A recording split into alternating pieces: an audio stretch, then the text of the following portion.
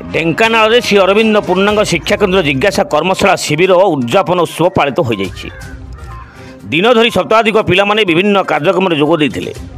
ପ୍ରଥମ ଦିନ ପିଲାମାନେ ପରିଚିତ ହେବା ସହ ବିଜ୍ଞାନ କେନ୍ଦ୍ର ପରିଭ୍ରମଣ କରିଥିଲେ। ଦ୍ୱିତୀୟ ଦିନ ପାହାଡ଼ ଚଢ଼ା ସହ ହସ୍ତକର୍ମ ଓ ଚିତ୍ରାଙ୍କନ ପ୍ରତିଯୋଗିତା ହୋଇଥିଲା।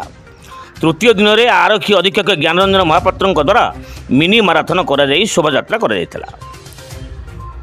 ଉଦ୍ଯାପନୀ ଉତ୍ସବରେ ସାଂସ୍କୃତିକ କାର୍ଯ୍ୟକ୍ରମ ଆରମ୍ଭ ହୋଇଥିଲା। ମୁଖ୍ୟ ଅତିଥି ବରପାଳ ତହସିଲଦାର ସୁଶାନ୍ତ ମିଶ୍ର, ମୁଖ୍ୟ ଅତିଥି ପରିଷଦ ପ୍ରଦୀପ କୁମାର ଷଡ଼ଙ୍ଗୀ ଓ ଅଧ୍ୟକ୍ଷ ଅଜୟ କୁମାର ବଳ ସମ୍ମାନିତ ଅତିଥି ଭାବେ ଯୋଗଦେଇ କ୍ୟାମ୍ପ ଫାୟାର ସହ କମିଶନର ଉଦ୍ଯାପନ କରିଥିଲେ।